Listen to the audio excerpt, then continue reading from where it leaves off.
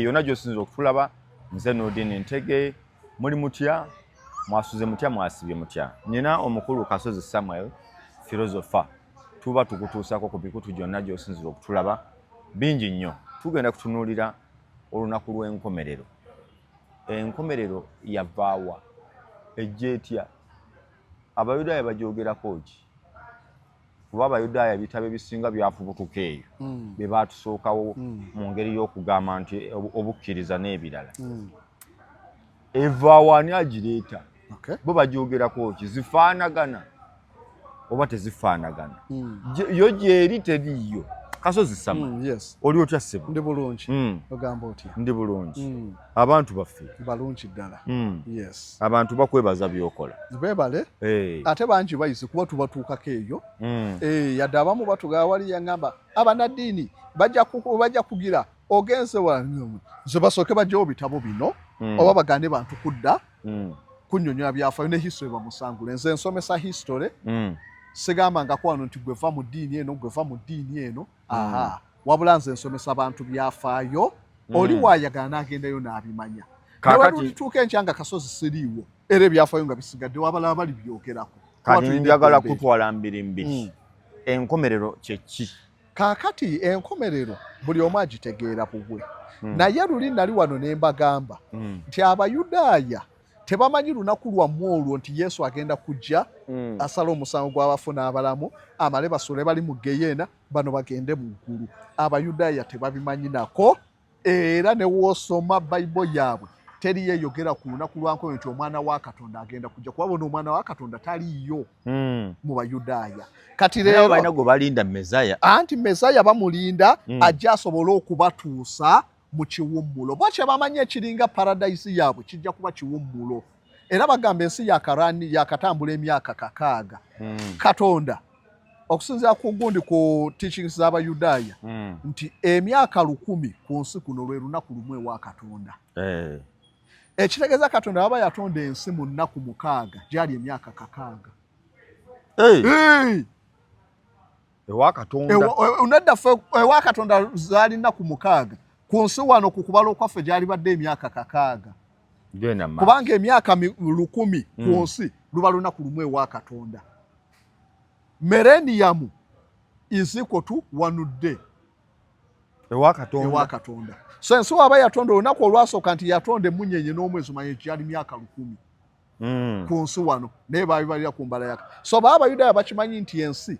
eyina okubeerawo okumala ennaku 6 olunaku olw'omusanvu Mesaya ayina okubeerawo lwe bajja okutuuka mu kiwummulo ng'ensi eri mirembe ng'Abayudaaya bateredde abalabe baabwe bonna bafuddewo ng'Abayudaaya bali mirembe so enkomerero yaabwe si yagenda mu ggulu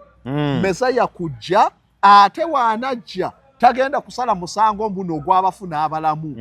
Mesaya waabwe y'okujja emirimu gy'agenda okukola weegiri gyenzija okujja omungi basomeseeko naye njagala mbalage okusinziira ku bitabo bano abasinga bye batusomera olunaku lw'enkomerero lwe bayita the day of the Lord lutegeeza ki mu Bayudaaya era lwawukana lutya n'ezammwe ze mumanyi wano ngenda kusoma mu kitabo kya Joel abasinga kye batafaako nnyo mwekiri mu Bayibuli soma kya chapter 3 si chapter chapter 3 naye ngenda kusoma chapter ey'okubiri yennyonnyola Abayudaaya kuba Abayudaaya kye bayita day of the Lord lwe lubeera ng'olunaku lw'enkomerero eno lwematwala beewaabwe zibeerawo ne ziggwa eggwanga ne lite ate ne wadde olulala so bo baatyanga nnyo kye bayita day of the Lord lwe mutwala ng'enkomerero beewaabwe lwajja ne babasuubiza mukoze bino mukoze ekiseera kigenda kujja mubeere mu bino na bino na bino na bino na bino mubonaabone naye oluvannyuma bonna mugenda kwesiima so day of the Lord mwe mutwala ng'enkomerero beewaabwe ziba continuous wabeerawo ne mumala ne mudda mu biseera ebyemi ne ludda ne mudda okusinziira ku neeyisa y'Abayudaaya wano mu Amos ogambye Amos Joel chapter ey'okubiri olw'okubiri lugamba wano boogera below the trumpet of Zion sound the alarm on my holy hill let all who live in the land tremble bonna bakankane for the day of the Lord is coming it is close at hand the day of the Lord olunaku lwa Katonda lujja kati bone batwala olunaku lw'enkomerero mu Christianity the day of the Lord Katonda wagenda okuddira mu maanyi ag'ekitalo olw'Abayudaya bo bagamba wano Joel yali alanga olunaku lwa Katonda luli kumpi lugenda kuba lutyo olw'Abayudaya tugayaganya n'olwaffe wano agamba a day of darkness lujja kuba lwa kizikiza a darkness and gloom a day of clouds and blackness ebire bijja kubeerayo naye biddugale naye wosome waffe mu Revelation olunaku lwa day of the Lord olw'enkomerero eggulu n'ensi byonna bigenda kusangulibwawo bigenda kugibwawo kakati ebire tebiribeerawo ku lunaku lwa Christianity olw'e day of the Lord enjuba emunyenye byonna mbu bijja kugwa eggulu lyonna liveewo olwo lunaku lwa Katonda ku lwabano ebire bisigalawo naye bijja kuba bya bbulaaka ekizikiza kikwate nti like the down spreading across the mountain a large and down ng'obudde obw'ekiro butandika ne bukwata olunaku lwa Katonda olwabwe we lugenda okubeera olw'Abayudaya naye ng'olunaku lwabwe ekiruleeta kiki si nti nno waliwo Katonda ajja okukola ki bagenda mukuwa wano kyekireeta day of the Lord n'obudde okubeera obwa bbulaaka na buli kimu Jowero yalagula Abayudaya olwabino bye mukoze olunaku lwa Katonda olw'entiisa lujja kakati akugambye nti like the down spreading across the mountain a large and mighty army comes such as never was of old nor will be in ages to come nti ekigenda okuleeta day of the Lord ejje eddene ligenda kujja yali alangira nti bagenda kujja bawamba Abayudaya baboneebone lwe lunaku lwe batwanga day of the Lord mufudde Katonda so kakati day of the Lord egenda kujja luze naye nga ekiruleese ki ejje eddene ligenda kujja baali bapredictinga bagenda kuwamba obudde nga bulingaawo saa 10 balumbye bati mujja kulaba n'akazikiza bingi byayongerako naye nga nkulaga nti olunaku lwa Katonda kye bayita day of the Lord ekijja okululeeta lujja kuyita mu baiveda abajja okulumba Isirayiri so wano ku Amos yalangira olunaku olulinga kumpi olw'enkomerero naye lwo luno lwabanga lwakubonaabona Abayudaya gye baamanyanga ng'olunaku lwa Katonda kakakayo ne batugamba ti the day of the Lord Yesu wagenda okujjira wano si Yesu yajja ate wano bino birudda we basomera nti time ejja kutuuka nga n'omuti gw'entula gusobola okusaanyawo Abayisirayiri gokka oba babisomawo ebyo sekijjukira nnyo kweganga baaweddewo bonna tebakyalina buli ng'ensi yabeetamwatamwa anyway bajanga predicting okusinzira ku ku history nga bwe yali so kakati wano wotulya Joel mu kiseera kino bali ba predicting Antiochus Epiphanes owa Abagiriki bali ba predicting Abagiriki kujja kuwamba Isirayiri era yali dedire nnyo nezi yambasomesa ku Antiochus yamala najja yes the day of the Lord lwatuuka Abayisirayiri baabayisa bubi Antiochus amagye g'abayita ba Hellenistic people oba Seleucid Empire yawamba Buyudaya kye baakola abantu bano kyali kika so wano Amos Joel oyo yabawambe oyo yennyini oyo ono yali abalangira nti bino bye mukoze Antiochus yabayigganya nnyo era ne Daniel yamulagulako era obudde bwaziba ne babulabako nga bya ddala sinti n'obuziba wabula mudu ebeerawo yokka okubona kubana wanaatuuka n'akugamba nti before them fire devils behind them flame blazes mu maaso gaabwe omuliro n'emabega waabwe omuliro n'amaana agamba before them land is like the garden of Eden nga tebannaba kujja ettaka lya Isirayiri lijja kubanga ennimiro ya Eden y'okwesimba yes behind them a desert waste olunaamala okulumba we bati jja kusigala nga ddungu nothing escapes them tewali ajja kubawona lwe lunaku lwa Katonda si nti nno Yesu ye yajja kyogamba Yokasi bwe yajja era bwe kyali baabayisa bubi nnyo yes n'agamba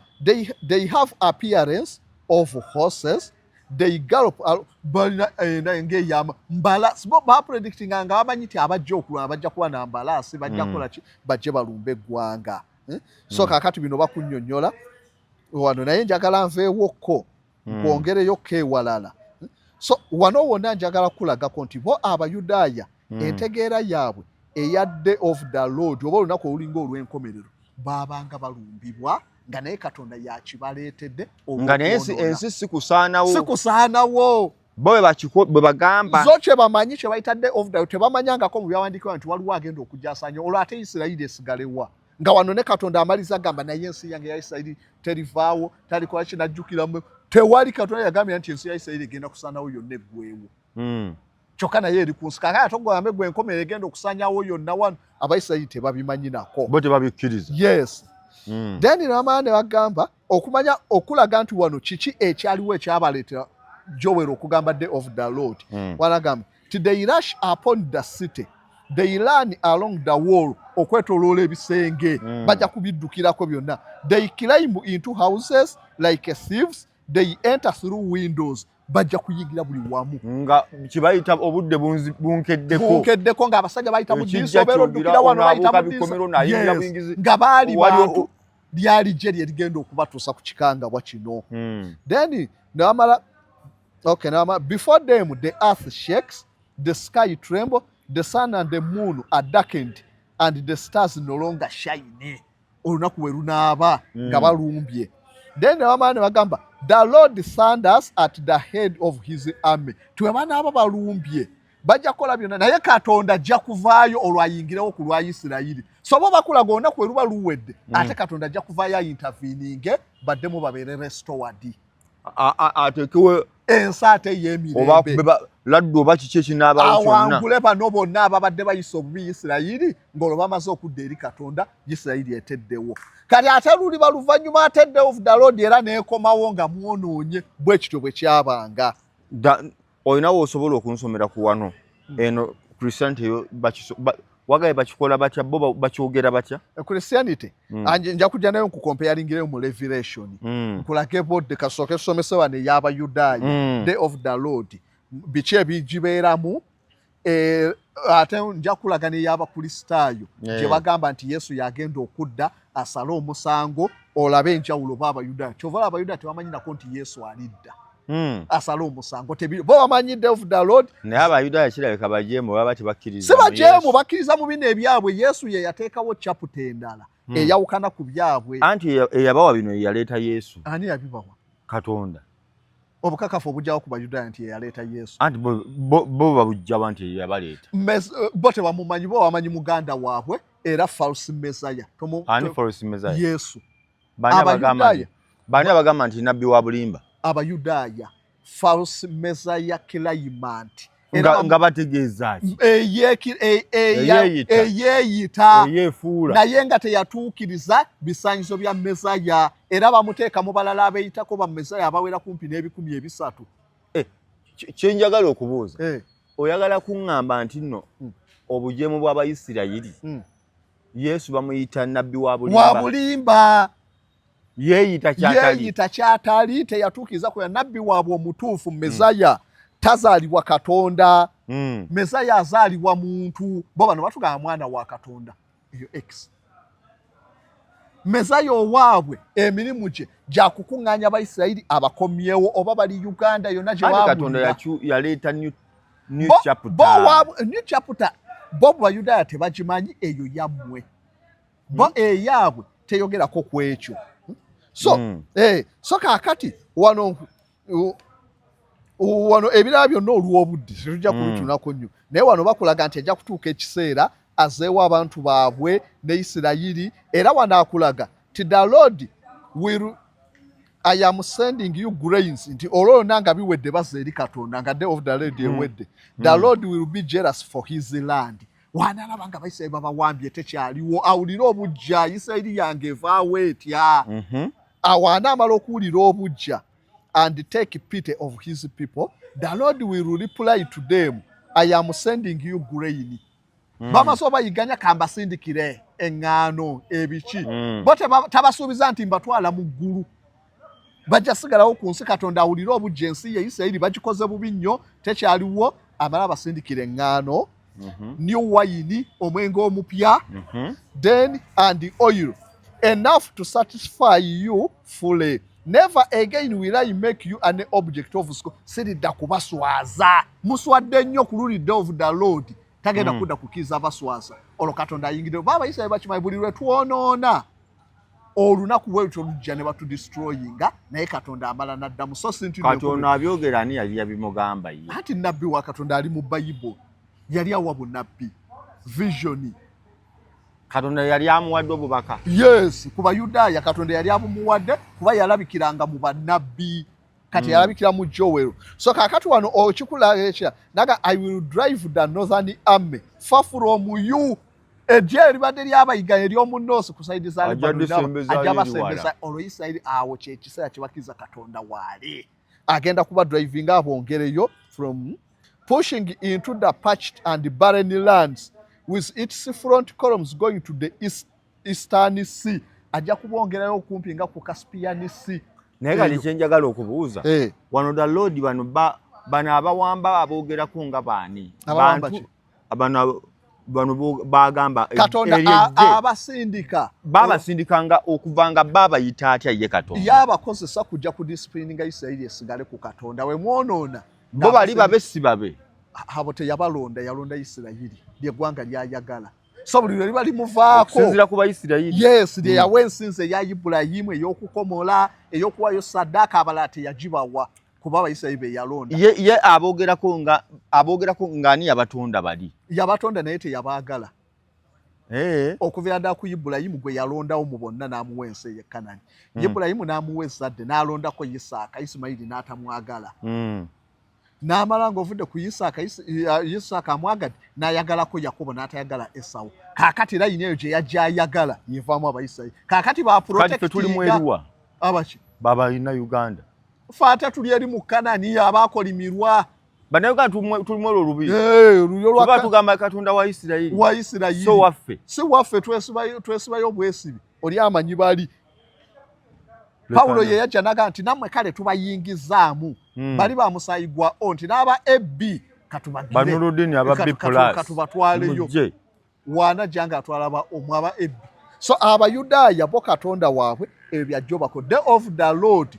eyaabwe yabangawo nga boonoonye Katonda n'abasindikira ejje ne libasaanya ne libayisa bubi then oluvannyuma we wakaabirira Katonda era wano bakulaga we basiiba ne bakola biki Katonda n'abaddiramu olwo obujja ne bumukwata ensi yaabwe n'agirestoringa mu kugirestoringa agobe ejje eryaba okipayinga alyongere mu north nabana abagobe Isirayiri eddewo bwetyo Isirayiri lwe lunaku lwabwe so tewaliyo bino nti nno ate bagenda kujja ku lunaku olw'enkomerero biki era wano waliwo olunyiriri lwe basomera ennyo abantu bannaddiini bangi balusoma lwonna and afterwards I will pour out my spirit on all people your sons and daughters will prophesy your old men will dream dreams your younger men will see vision ng'ebyo byonna biwedde ajja kuddamu azza omwego ku Bayisirayiri baddemu balagule baloote ebirooto enseetereere kaakati baawolo babeera olunaku lwa Katonda luba luwedde lubabonereza ne luggwa so si luno nti nno lugenda kubonereza paka lubeera ensi yonna esaanewo ne Isirayiri esaanewo ettaka Katonda liyeeroboza oyinza okigamba mu Isirayiri n'akukkiriza bwegenda kusaanawo kyembuuza kati ffe tetuli baana ba Katonda ye yatutonda naye teyatwagala okusinziira ku narration y'Abayudaya naffe gye tugoberera twesibako bese bano lwe lulyo lwe yayagala era lwe lwatambulira ajja weewunya bano bonna baali mu kudrivinga ba Edomu baani bonna baganda baano baali bakundi aba Edomu baana be badescendant ba Esawu munne wa Yakobo naye olwokuba yayagala Yakobo n'abaava mu Esawu bonna teyabaagala era sibo so kaakati be bano bajja bakuba abeetoolodde awo naye Katonda bo teyabaagala ayagala Isirayiri so Isirayiri olunaku lwabwe Katonda lwagenda okubabonereza lubeera bwe lutyo n'ayita mu magye ag'ebbali ne gabalumba ne gabasaanya n'amala n'abaza kye bayita day of the Lord tebalina olunaku lwa nti lwa nkomerero tiwuuna agenda kudda kasozi kankusiibule olwaleero kambalake mwenna gye musinzira okutulaba abatugoberera mwebale nyina musajja wange erinnya Noliduse simusiziina abali mu Amerika awo batera okujja ne bambuuza ninze kyonoŋŋamba kyonna enamba y'akasozi ogirina namwenna abalina bye mutubuuza mwebale kubanga mutugoberera okusinziira gye twatandikidde olunaku lw'enkomerero olutegedde okusinziira ate twongeddeko katono nja kwongerereko kaataawo olulala okwongera ku Joel nkwongera okulukulaga then ndyoke nkuze ku lwa Christianity olabe enjawulo b'Abayudaya olabe olwabwe lwe bamanyi neno mu Christianity lwe tumanyi biki ebinaaba mu lwabwe biki ebiri mu lwa Christianity kati awo buli omu asigala okugamba bwe weesalirewo luno lwe lutuufu luli lwe nze kyensinza okugira nti twesiba ku bantu abatatumanyi ne Katonda waabwe yennyini bo gwe boogerako ffe tatwogerako atwetanga booga nja kubaleetera kintu kikulya era n'omusango gwe banaasala ku Bayudaya kuba mulimu okusala omusango Katonda ajja kubasalira bannamawanga abayiganya Isirayiri Omuyisirayiri oba yabba tagenda musalira musango mu Bayibuli yaabwe mwano Joel wennyini we tukomye nja kwongerayo okay